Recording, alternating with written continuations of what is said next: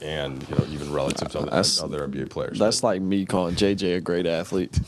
Wait, which would also be true. I don't know about it. Okay. Anyway, where Sorry, did you? JJ. Getting your scoring a little bit, just the defense, AD, him kind of at the anchoring it all. But where did you see that, and especially as a continuation of the last couple of games on defense? I just thought we, competed, and you got to just continue to give flowers when flowers are due, and AD is a monster, 20 and 20. Does so much for our defense, offense as well. But not just him. Max Christie, Gabe Vincent, D'Lo was a huge spark off the bench. Everybody just competed really hard. And when we do that, we stick to, the coach's schemes. We're, locked in on that. We're a pretty good defensive team. Just highlighting one guy with Gabe to make 4 threes in that with only 5 attempts. He draws a charge, is just active in other places. What kind of lift do you feel like that gave you on top of the starters tonight? Oh, a lot. He was really 4 for 4 for the night. He threw up the heave at the end of the first quarter, I believe, which almost went in. But, just him being aggressive is what we need, and him knocking down shots is also a big plus for us. He's going to do everything else. He took a big charge, in the second half. Malik was coming downhill, and, a lot of the times, people aren't going to put their, self on the line like that, and he's going to be a guy that does it every single time. So you'd love to have a guy like that on your team. And like I said, when he makes shots like that, he just brings so much of a boost for us. As you guys, as a collective, as a team, go through these shooting lulls, how much more of an emphasis gets placed on the margins, the possession battle, offensive rebounding, physicality, those sort of margins? Just think you continue to play the same way. All those things are important if you're shooting it well or if you're not. I think if you, focus on, all those things and then shoot the ball well, that's when you can become a really dangerous team. So it's not just – I'm about to sneeze. Come on. All right, I think I'm good. Dan, don't look at me like that. Anyways, no, I think that's how you become a dangerous team is you worry about all those margins. You try to win all those margins. And then on top of that, like I said, when you do shoot the ball well is when you can become a really good team. So I don't think you change really much. I think that's just the way, we have to play as a team. I think AD used the word desperation to describe the way you guys brought effort on the court tonight. Because of the way the schedule broke and you had all this time to kind of reassess things, clean stuff up, and try to get back to your winning ways from earlier in the year. Like, did it get kind of dire around your group with all those losses that were piling up, and was kind of like that reassessment necessary for you guys to be able to move forward? Or do you think you could have been able to fight your way out of it without this schedule break that presented itself? I always have confidence in us as a team, even when things are tough.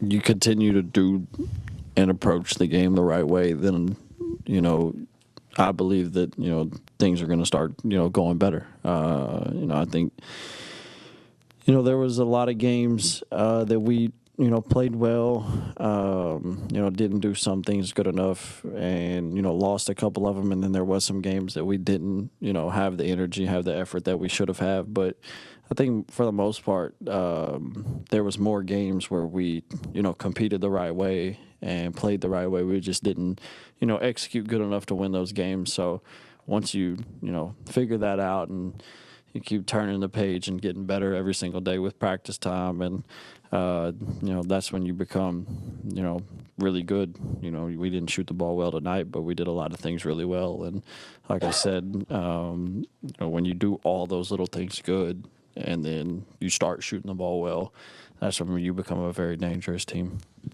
The first year you really started to play regularly, your second year in the league, I think you shot at least 9 free throws 6 or 7 times. This is just your 5th time in the last 2 years getting to the line, 9 times. Are teams defending you differently? Are you getting a different whistle? And I guess like for you, how important was it to get back to the line tonight, especially in a game when you guys weren't hitting shots? It was great. We needed them. We needed, all the free throws that we shot. Trying to find 30. It was 25 for 30. Very good as a team. I think that the game's changing. I think it's kind of changing back to what it was before. 5-6 years ago, 4 or 5 years ago. I think that you can manipulate the game in a lot of ways to get a lot of free throws, and I think that they're trying to reel that back into letting you be a little more physical on ball, off ball, and kind of just, you're able to muck the game up a little more, I think, which I think is awesome. I think that if that's a consistent thing throughout the whole year and everybody gets used to it, I think the game of basketball will be, better. So I don't really know.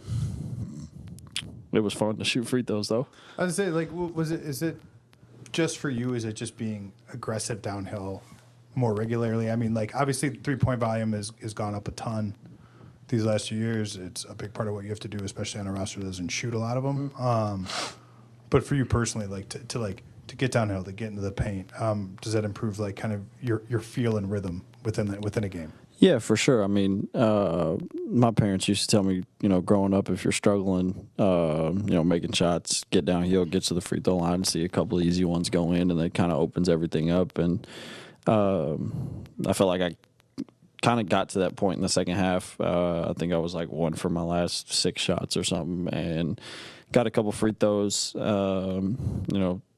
Made I think 4 of the 5 or whatever, and then started getting a better feel. So yeah, I think that's a real thing. Is if you are struggling a little bit, get downhill. If it's not to create for somebody else or get to the free throw line, to just see the ball go through the basket.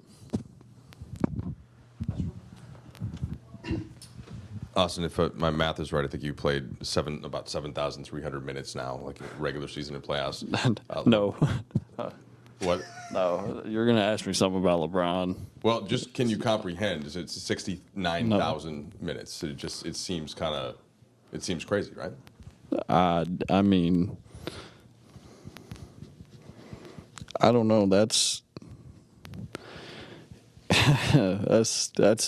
impressive, to say the least. I've said it a million times. The way he takes care of himself, the way that he approaches the game, you don't take shortcuts. I could go on and on about what he does to put himself in that position. Knowing him the last 4 years, it doesn't surprise me with him, just because of all the things that I see him do every single day, and talking to him, asking him on off days what he's doing, how he's gonna use his day to be better. And it's crazy. The stuff that he does, the time that he puts in is very impressive, and that's just a testament to him playing 1 billion minutes and being very successful in the game of basketball. And is he as good at Madden as he says he is? Yeah, he's being shy. Good player. Yeah, he tells me. I ask him all the time, what his record was for the night. And he's told me many times he's been on 5-6 game win streaks, and then he'll casually be like, "Yeah, I beat the 25th person in the world," and I'm just like, "That's impressive." So don't let him be too modest about it. I would assume, I don't know anything about Madden. I don't play Madden. I just play Call of Duty and Fortnite. But yeah, I would assume if you're beating those guys, you're pretty good. Appreciate y'all. No FIFA for you?